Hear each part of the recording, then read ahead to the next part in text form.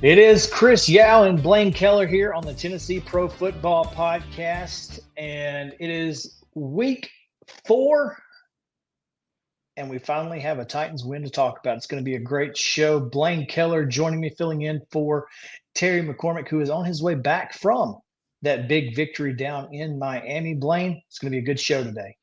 31-12, the Titans win over Miami on Monday Night Football. The 1,000 days of under 30 scoring have been snapped. And as Terry McCormick would say, and there was much rejoicing for Titans fans after that Monday Night Football win. Lots to cover. Glad to be here. Yeah, it's going to be a lot of fun, as you mentioned that, and it's just so funny when you think about the fact that it was the Dolphins who were the last team the Titans scored 30 against nearly 3 years ago. So, I've got some Dolphins friends in my group chat, and after even during the game, I was like, I feel bad even talking trash to you guys. This is horrible. There was when they took over after and of course we'll get into in depth on this in a little bit, but when they took over at the 10, there was a lot of thought, are they going to hit, it was 24-12 at that point. Are they going to go for the touchdown? Are they just going to kneel it out? And Brian Callahan, in getting his first win, said that played a factor. We wanted to finally get over that 30 hump for this franchise. Well, it was a big deal, and I'm looking forward to talking about that and much, much more. We've got Terry McCormick, who is going to give us a report from Miami. Of course, he recorded it last night, but we'll get his initial reaction to the win. So that's exciting. We'll get to that right after a quick break. So you guys stick around with us here on the Tennessee Pro Football Podcast. We'll be right back after this.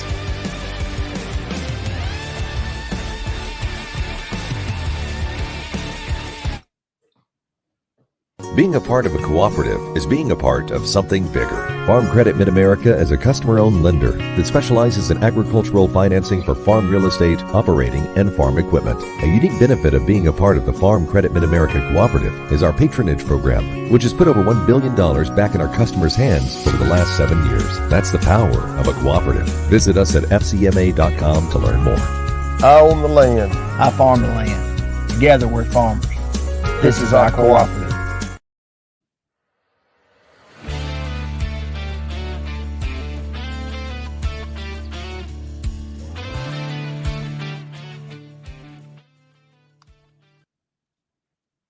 Here in this one where the Titans finally picked up their first win of the season after opening with 3 straight losses. Well, the first place to start is obviously this is the first win for Brian Callahan as the Titans head coach. Also, a couple of other significant things happened in this ball game. The 30-point streak is over after 38 games and 1,002 days since last scoring 30 points in a game at the tail end of the 2021 season. The Titans scored 30 points here tonight in most unusual fashion, getting 9 points in the last 2 minutes of the game thanks to a safety, then an odd rule on an onside kick, the new rule that has been instituted there, with the ball landing in the outside the landing zone, set up a 1st and goal at the 10, and Tony Pollard cashed in on 4th down and goal, and the Titans finished the day with a 31-12 victory. Along the way, backup quarterback Mason Rudolph came off the bench once Will Levis suffered a shoulder injury and helped guide the Titans to the win. He didn't have to do a whole lot. He was 9 of 17, only threw 3 passes in the entire second half, but the Titans' run game with Tony Pollard and Tajay Spears did enough to dominate a Dolphins team that was struggling against the run and also struggling to get anything going on offense, with Tyler Huntley making his first start after being picked up from the Ravens practice squad last week. The Titans now head into their bye week at 1-3, and then when they come out the other side of that, they will have the Indianapolis Colts to come calling. Coach Callahan said after the game that Levis will have an MRI on his injured shoulder. He basically kind of took the safe way out. Levis had the shoulder injury, maybe could have gone back in if needed to, but it was the type of game where the Titans were going to rely on the run. They didn't need to make mistakes, so he didn't put Levis back out there. He rode with the veteran Mason Rudolph, who was able to get the job done with a little bit of help from his receivers and certainly a little better performance from the offensive line as well, both in the run game and in pass protection. From Hard Rock Stadium, this is Terry McCormick for the Tennessee Pro Football Podcast. Titans 31, Dolphins 12. Thanks so much, Terry, for giving us that breakdown from Miami. Soon to be landlocked again. Terry will fly back into Tennessee this afternoon and plans on covering the next day press conference. So the work never ends on the Tennessee Pro Football Podcast and for Titan Insider. But let's go ahead and break down some of what Terry was talking about, Chris, starting with Mason Rudolph. Of course, Callahan, like Terry said, he could have gone back in, it kind of just came down to the game plan. He also said post-game, Callahan, that if Will Levis is healthy, he is still the quarterback. Despite, having that interception on that opening drive and injuring his shoulder where maybe, he was trying to do too much on a third down play, and Mason Rudolph coming in and getting his first win and the Titans' first win, that doesn't tip the needle at all toward the backup. There's no controversy here despite Mason Rudolph picking up the win. Brian Callahan is not Mike Vrabel, but Mike Vrabel also said that Ryan Tannehill was the quarterback when he was healthy, and guess what? That's true. That's true. I'm not saying because Brian Callahan is not Mike Vrabel, but it's the same kind of. It's the exact same situation. So here's the question. All right, and full disclosure, I actually called into 104.5 this morning and talked to RKW because they asked a question that I was really curious about, and I wanted to get Ramon Foster's take on it more than anybody, and because he's a guy who really has his pulse on not only this Titans team but football, and he's a football guy. So my question was this: can Mason Rudolph lead you to the playoffs? If he can, do you want to make the playoffs, or do you just want to ride it out with Will Levis and finish 2-15, or whatever you finish, whatever he gives you, and then whether or not you want to draft a quarterback next year or not? And third, on the backside, is there a quarterback that you want to draft in 2025? So those are their three questions that the Titans have to answer, and they've got a little bit of time to think about it, which is probably exactly what Rand Carthon would prefer, is to have a little bit of time. He and Brian Callahan will certainly sit down and think about this. Here's the thing. If Mason Rudolph were the starter in week 1, this team's 3-1. In my opinion, he doesn't make the silly mistake that cost you against Chicago. Sure. He doesn't make the silly mistake that cost you in week 2. Week 3, they got their butts whipped. We're not going to give them that. They just got their butts whipped, and that's just the way it is. And so it's an interesting situation that the Titans find themselves in, because again, you have a guy that you felt like he's a great leader. He is a team captain, and he should be a team captain. I think that is important. When you talk about leadership, Will Levis is definitely that. Unfortunately, he got caught on ESPN cameras last night saying he never saw the defensive back that made the interception on that first drive. And so despite all of the leadership capabilities that Will Levis brings you, do his teammates believe in him? He believes in them, but do they believe in him? And I think that's a big question, and it's one that Brian Callahan is going to have to answer, because if this team doesn't believe in him, they're not going to give you 100%. And so you're in a situation where you've got a lot of questions to answer. And is there a quarterback controversy? I don't know. I think there could be, but also they're pretty well set on Will Levis being the guy. So that's where we land. And I'm really curious to see how this thing plays out over the bye week. I know what Brian Callahan's going to say tomorrow when he gets back. I know what they're going to say over the next couple of weeks. But I think what happens in practice is really going to be the telltale sign. So I'm curious. I mean, what do you think? I mean, do you think that Mason Rudolph could lead this team to the playoffs if they were 3-1 right now?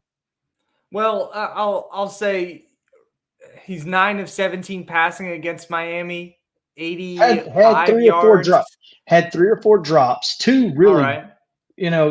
We'll give him that. I made a list of the things that Mason Rudolph did and did not do last night against Miami. So let's start with what Mason Rudolph did do. He won the game, right? Will Levis has not won a game this season. Mason Rudolph has. Now 1-0 as a Titans quarterback. Mason Rudolph against the Dolphins. That was against the Dolphins defense. That wasn't, backup quarterback be damned. That was against their defense, admittedly. A couple of guys down. They lost some guys during the game. So he won the game, right? The offense scored 30 points. Something it hasn't done under under any quarterback in the last couple of seasons. So Mason Rudolph did that. Most importantly, yeah, right. No turnovers. Mason Rudolph did not turn the ball over. The offense did not turn the ball over when Mason Rudolph took over near the tail end of the first quarter. And there's a play that kind of encapsulates that in a 2-minute drive right before halftime. Mason Rudolph gets the ball. The pocket is collapsing on him.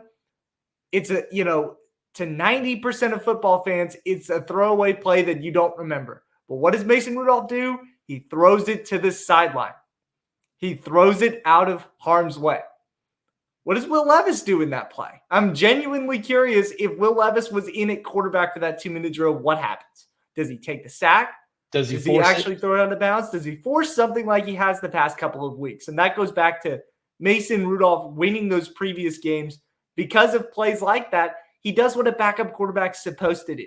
Now, I can sing Mason Rudolph's praises all I want, but we also have to talk about what Mason Rudolph didn't do. And Terry alluded to this in his little recap.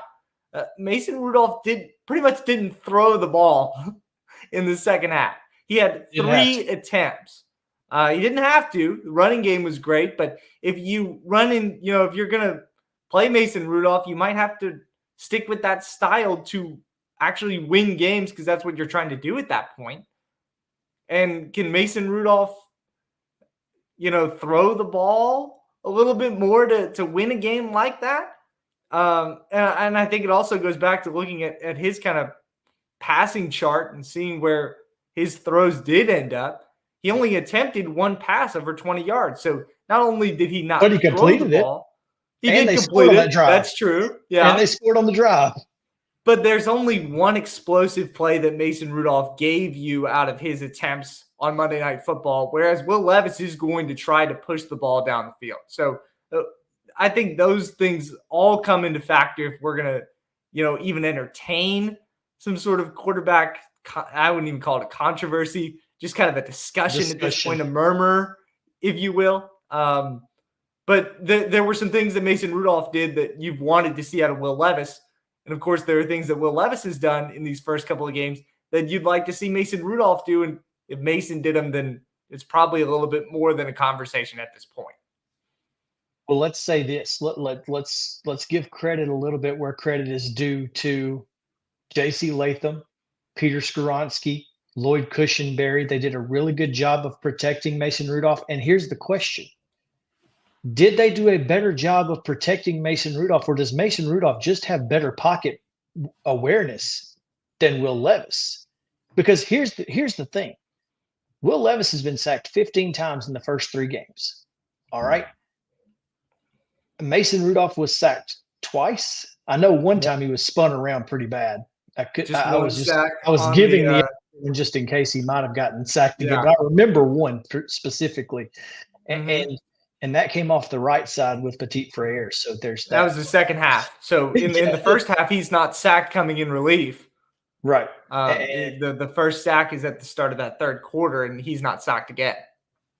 And again, I'm going to give credit to Ramon Foster here for this because, obviously he noticed something, and this is going to go exactly to what you were saying.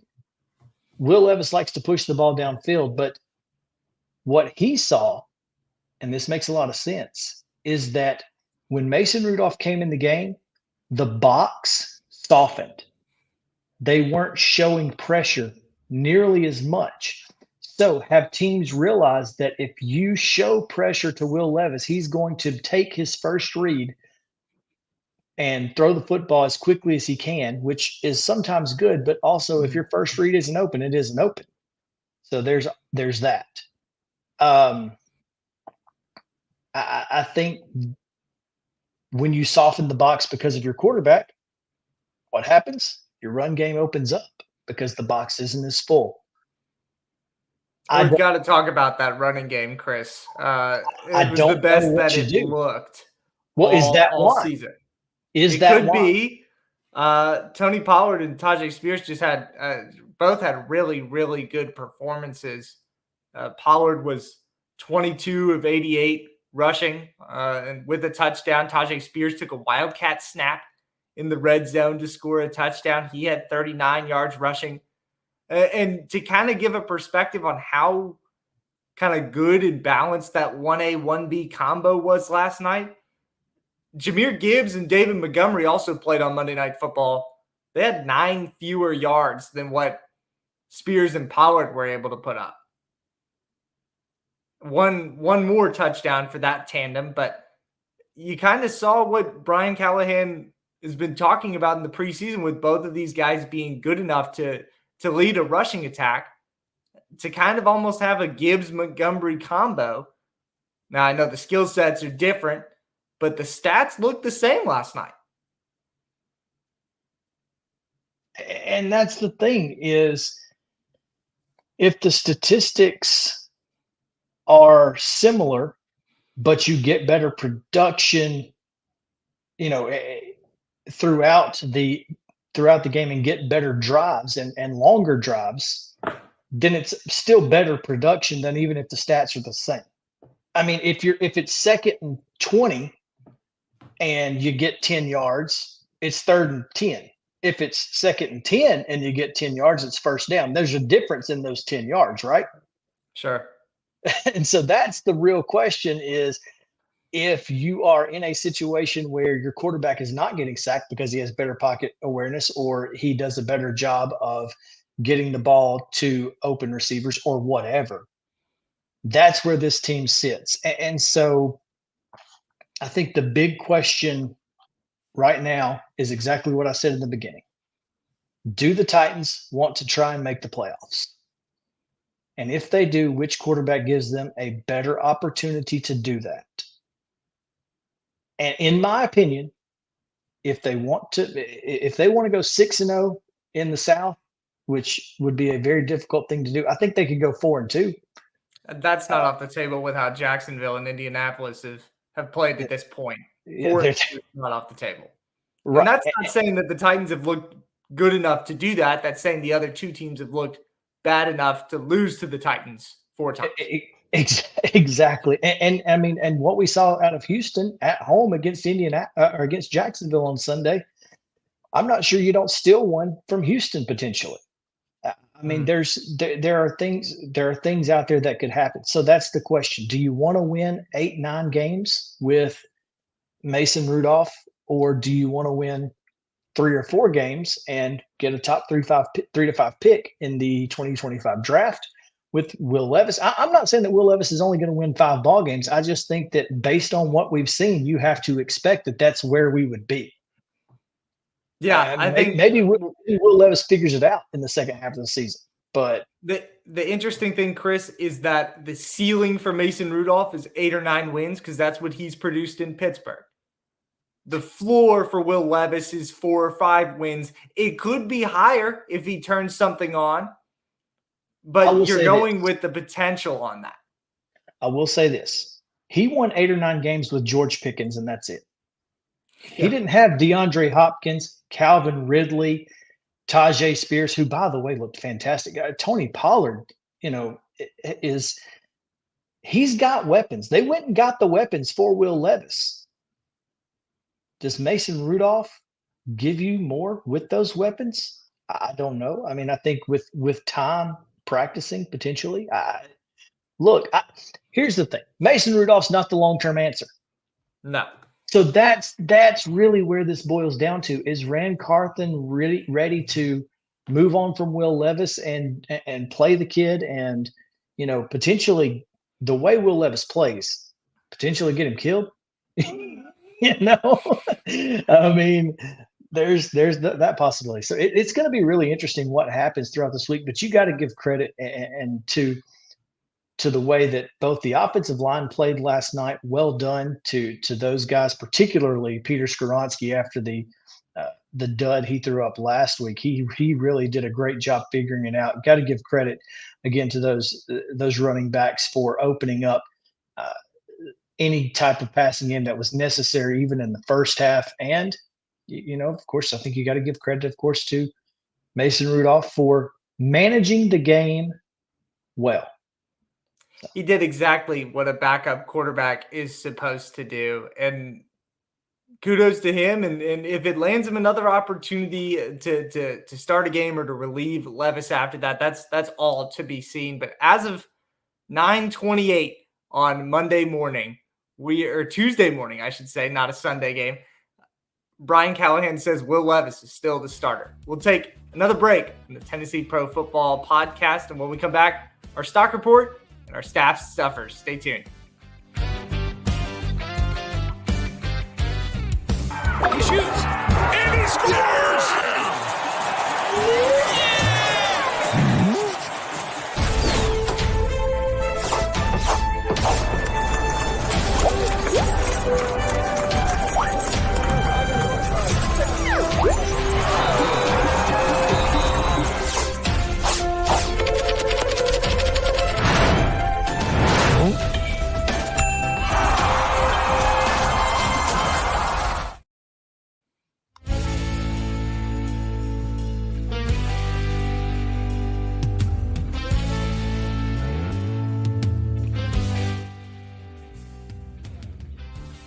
Time for our stat stuffers and stock report on the Tennessee Pro.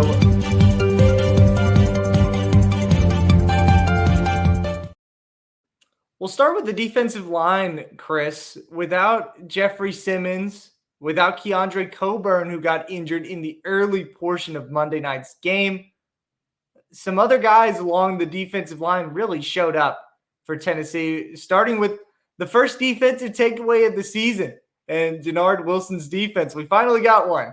That coming from Arden Key on a fumble recovery on a backwards pass from Miami. Tyler Huntley tries to get it to Tyreek Hill, and Arden Key's there to pick up a backwards pass. Did you think he was down? No, they didn't blow the whistle and he stopped running. If he'd have stopped running, that's a scoop and score, right? Yeah. I think that whenever there's a fumble recovery in Tennessee, there's always a gripe about when you call the whistle and when you don't. Just seems to be a recurring theme. I just feel like if Arden Key keeps running, we don't hear the whistle. I don't know. It was weird. It was like he drew the whistle by stopping. Well, you've also got Tavondre Sweat. Meatloaf, the rookie, 6 tackles, 2 tackles for loss, really stepped up in place of Jeffrey Simmons, who's out with an elbow injury. Sebastian Joseph Day also had 6 tackles with a sack. Harold Landry on the outside, he had a sack too. Yeah, Joseph Day, who? some guys making some big contributions. Joseph Day being signed in the offseason, and of course Harold Landry, the longest tenured Titan, been here for quite a few years now. Here's a stat-stuffing performance now, 6.5 sacks away from the Titans' all-time sack lead, bringing himself a little bit closer. He's near the top of the NFL leaderboards in sacks this season. So great performance by the defensive line. And now I think we'll go into our stock report, Chris.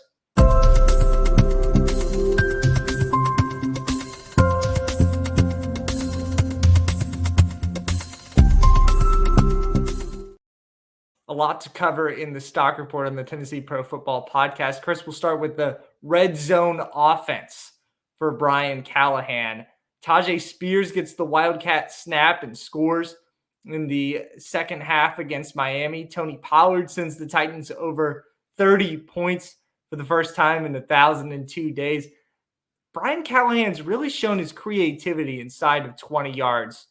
Even though the results haven't shown and they haven't scored as much as you'd like, you've seen a lot of different kind of intriguing plays to get these playmakers involved. I'll go back to Chicago in the first game of the year. Chigo Conquelo goes out for a corner of the end zone route from Will Levis for a 17-yard touchdown. Against the Jets, Calvin Ridley gets the end around for a rushing touchdown from, I believe, 10 yards out. Against Green Bay, you've got DeAndre Hopkins, a one-on-one back shoulder kind of throw that Hop kind of fights in for his first touchdown of the season. And now you get Tajay Spears involved with a Wildcat. And you weren't sure if they were going to run that Wildcat in the first place, Chris, because they called the timeout. They kind of struggled to get that going operationally, but came back out in it. And Tajay Spears kind of takes it in. The Titans have red zone touchdowns on 6 of their 8 series that go inside 20 yards this year. That's 3 of their 4 rushing touchdowns and 3 of their 4 passing touchdowns. How Tajay Spears made that guy miss is just insane. Yeah, because I mean, the guy was there. Side. Yeah, he was there, and Spears just put his foot in the ground and slipped right through. And boy, that was wild. Chigo Conquelo also almost had another red zone catch touchdown, but bounced off his hands. But yeah, great job by this red zone offense. That's something the Titans have been really good at in the last few years. I mean, of course, you had Derrick Henry, and that helps, but you don't now. But you know, the red zone offense. Congratulations, great job by them. I think we're seeing, like I said, Brian Callahan's creativity a little bit inside 20 yards so far. Give a stock up to Nick Folk, becoming the oldest kicker in NFL history to hit 3 field goals of 50-plus yards in a game. He hit from 51, 52, and 53 against Miami. We'll also give a stock down to Calvin Ridley. He also, second straight game of 3 targets, 1 catch. Just 1 catch again for Calvin and back-to-back games now. Did have the 1 run for a first down. We'll give him a little credit. But give him some credit there. He has 2 completions for 14 yards in his last 2 games. So you see some work being headed DeAndre Hopkins' way. Of course, he had his breakout game last week against Green Bay, and then this week he led the team in targets with 4. All while really being limited on the snap count. Calvin Ridley, meanwhile, was near the top of the Titans wide receivers in plays on the field, but just wasn't targeted, wasn't looked at, and when he wasn't open. So really not sure if it's something you stress about, but you give a stock down on that, seeing that tandem of Hopkins and Ridley just not working yet. Okay. I'm going to give I'll agree with you. I'm curious who's getting played by the CB1s on those. But speaking of CB1s, I'm going to give a stock down to L'Jarius Sneed, who got burnt twice. And if Tyler Huntley was anybody but Tyler Huntley, we may lose this football game, because he overthrew him by about 6 yards, which is really hard to do. And he underthrew him by about 6 yards. And both of those were 6. And L'Jarius Sneed has been struggling. So that's my stock down. Sneed had talked about wanting to play with a little bit more pride or get people's attention this week. Of course, Tyreek Hill, not a great stat line, 7 targets, 4 receptions, 23 yards. But that stat line looks a lot better, like you said, if Tyler Huntley's not throwing to him. So still some work to be done for those Titans cornerbacks, and they'll try to figure that out as they head into the bye.